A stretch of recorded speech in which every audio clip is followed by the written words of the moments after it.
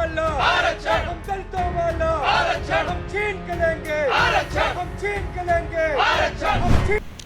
69,000 शिक्षक भर्ती के आरक्षण वर्ग के अभ्यर्थी हैं। लगातार 140 दिनों से धरना प्रदर्शन कर रहे हैं। बता दें, तमाम त्यौहार आए गए, दिवाली बीत गई, दिवाली के बाद गोवर्धन पूजा आती है, वो भी चली गई और आज है भाई दूज। आप देख सकते हैं कि सभी अभ्यर्थी हैं यहाँ मौजूद हैं, लगातार धरना प्रदर्शन कर रहे हैं, अपने परिवार से दूर रहकर अपने हक की आवाज़ उठा रहे हैं, लेकिन तब भी इनकी सुनवाई नहीं हो पा रही है।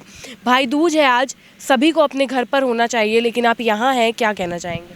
परिस्थितियाँ ऐसी हैं मैडम कि हमारे लिए ना तो दिवाली है, ना तो गोवर्धन पूजा, ना तो भैया दूज। हमने रक्षाबंधन यहीं मनाया, हम 15 अगस्त भी यहीं कैद थे, दशहरा आया, दिवाली आई, कोई मतलब ही नहीं रखता। जब हम लड़ाई सरकार के खिलाफ लड़ रहे हैं और अपने मांग को लेकर यहाँ वहाँ भटक रहे हैं, जब हमें हमारा हक और अधिकार ही नहीं मिल रहा है, तो काहे का त्यौहार और काहे की खुशियाँ। बहन का फ़ोन आया था सुबह, पूछी भैया आप आएंगे कि नहीं आएंगे। बोला बहन इंतज़ार कर लो थोड़ा सा और, क्योंकि सरकार जो है वो तानाशाही सरकार है। इस हमारी बात को सुनने में थोड़ा समय ज़रूर लग रहा है, लेकिन पूरी उम्मीद है कि इनकी आंखें खुलेंगी, इनके कान खुलेंगे, हमारी बातों को सुनेंगे और वो दिन दूर नहीं है जब हमें न्याय मिलेगा। लेकिन हम लोग लड़ रहे थे, लड़ रहे हैं, लड़ेंगे। शुरुआत हमारी गर्मी से हुई थी, आज ठंडी का सीज़न है, आप देख रहे हैं। मौसम लखनऊ का ऐसा है कि रोज़ हमें लड़ना पड़ता है बीमारियों से। बहुत ज़्यादा डेंगू का प्रकोप है, मैं खुद डेंगू का शिकार रहा हूँ, लेकिन अब क्या कर सकते हैं। राष्ट्रीय पिछड़ा वर्ग आयोग की रिपोर्ट को लेकर यहाँ वहाँ भटक रहे थे, भटक रहे हैं और भटकेंगे अभी, ऐसी उम्मीद है, क्योंकि सरकार सुनने को तैयार नहीं है। अभी आपको जानकर हैरानी होगी, तेलंगाना में एक मैटर आया था जहाँ पर राष्ट्रीय पिछड़ा वर्ग आयोग की रिपोर्ट एक लागू हुई और राज्य सरकार उसको लागू नहीं कर रही थी। ये केंद्र में जो सरकार है, इन्होंने धरना दिया, उस पर आंदोलन करा कि उसको मनवाना है और अंत में वो मनवाने में सफल भी रहे। तो ये हंसी छूटती है कि देखिए आप अन्य राज्यों में जाकर हस्तक्षेप कर रहे हैं, वहाँ पर चीज़ों को लागू करवा रहे हैं, लेकिन वहीं पर जब प्रदेश की बात आती है, जहाँ पर आपकी सरकार है और आपके बनाया हुआ आयोग जब रिपोर्ट देता है, तो उसको लागू कराने में आप टालमटोल कर रहे हैं। शिक्षा मंत्री जी, मुख्यमंत्री जी, केशव मौर्य जी, सबसे अनुरोध है कि हमारी बातों को सुनिए, हमें न्याय दीजिए। हम दलित हैं, पिछड़े हैं, लेकिन हम कमज़ोर नहीं हैं, क्योंकि हम युवा भी हैं और शिक्षित भी हैं।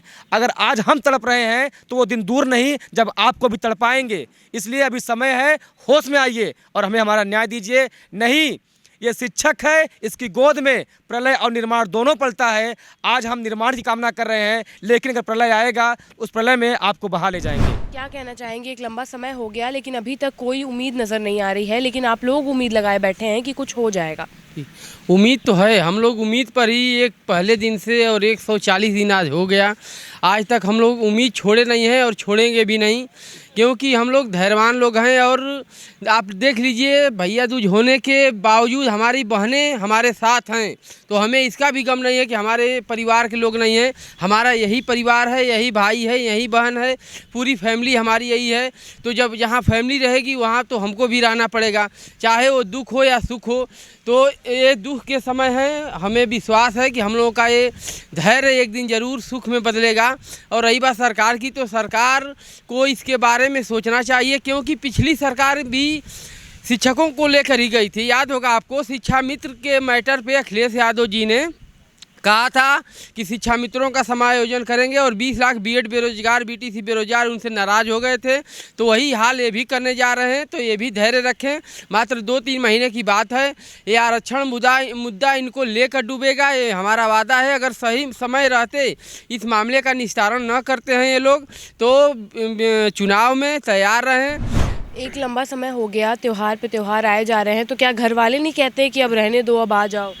देखिए, घर वाले तो हर बार बुलाते हैं कि बेटा चले आओ, लेकिन हम लोग अपनी उम्मीद को लगाए इस इको गार्डन में 140 दिन से बैठे हैं और यहीं पे हमारे सारे त्यौहार बीत रहे हैं और हम लोग इस त्यौहार को यहीं पे अपने मतलब कि दुख होकर के इस त्यौहार को व्यतीत कर रहे हैं। दिवाली भी यहीं हम लोग मनाएं, रात में रुके भी थे, तो इस उम्मीद में रुके हैं कि ये सरकार हमारी बात को एक न एक दिन ज़रूर सुनेगी, क्योंकि चुनाव का माहौल भी चल रहा है। तो अगर इन्हें चुनाव में अच्छा प्रदर्शन करना है तो हमारे साथ न्याय भी करना पड़ेगा, क्योंकि जिस राष्ट्रीय पिछड़ा आयोग की बात ये करते हैं, पूरे अन्य प्रदेशों में जाकर उत्तर प्रदेश में भी चिल्लाते हैं कि हमने राष्ट्रीय पिछड़ा आयोग बनाया है पिछड़ों के लिए, दलितों के लिए, जहाँ जिससे इनके हक की मारी ना हो सके। लेकिन इसी आयोग की रिपोर्ट, जहाँ पे डबल इंजन की सरकार है और ये इसी आयोग की रिपोर्ट को ये लागू नहीं कर रहे हैं, तो हम योगी जी से अपील करते हैं कि आप न्याय करिए, आप न्यायप्रिय हैं और एक योगी हैं। योगी का कर्तव्य नहीं है कि दूसरों को दुख पहुंचाए। तो आपसे उम्मीद है कि आप हमारे साथ भी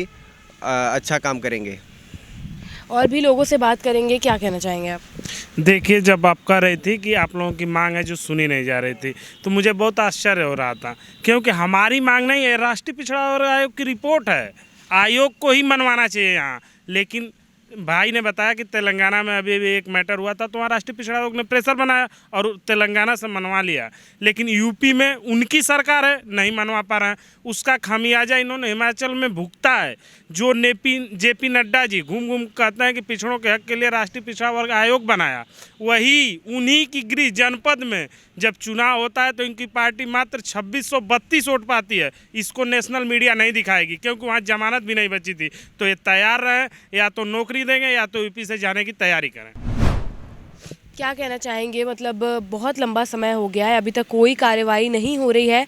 कितनी उम्मीद है आपको सरकार से, क्योंकि चुनाव काफ़ी करीब है, अब आचार संहिता लगने में भी कम समय रह गया है, तो क्या लगता है आपको कि उतने से अभी तक के समय में बात बन जाएगी? उम्मीदें अपनी शुरू से फर्स्ट डे से बना कर रखे थे, और आज 140 दिन हो गए। आपको जिस तरह से हम उम्मीद लगा के बैठे थे, आप हमारे मीडिया कवरेज लगातार दिखाते रहे, उसके लिए आपका बहुत बहुत धन्यवाद। लेकिन ये सरकार जो है केवल दिखावे के लिए बहुत कुछ करती है कि हम पिछड़ों के लिए आयोग बना दिए हैं, पिछड़ों के लिए मुखौटा स्वरूप आपके लिए उप मुख्यमंत्री बना दिए हैं, लेकिन जब उनके हक और न्याय की बात आती है तो यूपी सबसे पीछे रह जाता है कहीं ना कहीं। और बाहर ये जाएंगे, तेलंगाना जाएंगे, तमिलनाडु जाएंगे, यहाँ की हमारे जो है क्या नाम है, जो अमित शाह जी हैं वो भी जाते हैं, प्रचार खूब एकदम हो हल्ला करके चिल्लाएंगे पिछड़ों के लिए हम लोग जो है 50% रिजर्वेशन देंगे। मतलब इतना ज़्यादा चिल्ला कर बोलते हैं पिछड़ों के लिए, क्योंकि पिछड़ों के बिना कुछ ये कर नहीं सकते हैं। लेकिन जब उनको हक और न्याय देने की बात आती है तो कहीं ना कहीं ये पीछे रह जाते हैं।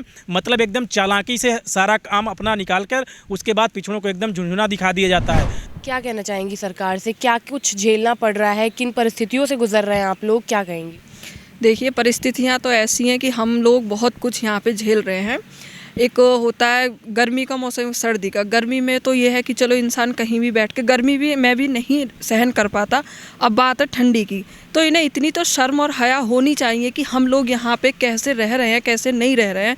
कितने दिन हम लोगों को यहाँ पे हो गए हैं, सब फैमिली वाले हैं हम लोग, हम एक टीचर हैं, हम यहाँ लोग, हम इतना 22 दिन में एक एग्ज़ाम क्वालिफाई करके आज हमने कभी सोचा नहीं था कि हम इतनी मेहनत करने के बावजूद हमें 5-6 महीने यहाँ पे धरना देना पड़ेगा।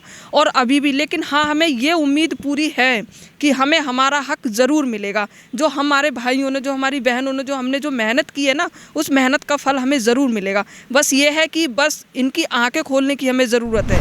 यही बहुत दुख की बात है कि आज 140 दिन हो गया, और इस 140 दिन में सर्दी, गर्मी और बरसात सब कुछ झेल रहे हैं। त्यौहार हैं, आते हैं, चले जाते हैं, फिर भी ये हमारे भाई बहन जो भी हैं यहाँ हम लोग पड़े हुए हैं। हर त्यौहार भी यहीं अपनों के बीच मना रहे हैं। यही अब हमारे अपने, यही हमारे भाई, यही हमारे परिवार है। दुख इस बात का होता है कि जो सरकारें चुनाव के वक्त ये मतलब बहुत बड़ी बड़ी बातें करती हैं, पिछड़े दलित के मान सम्मान और उनके हक अधिकारों की बात करती हैं, जब ये सत्ता में है तो इन्हें कुछ दिखाई नहीं दे रहा है। पिछड़े दलित की जो इन्होंने हकमारी की है, इसका खामियाजा इन्हें भुगतना पड़ेगा। आज भाई दूज है और मैं आज अपने भाइयों के साथ हूँ, मैं यहीं तिलक करूँगी। अभी मैंने सुबह से कुछ खाया नहीं है, क्योंकि अभी तक मैंने इन लोगों को तिलक नहीं किया।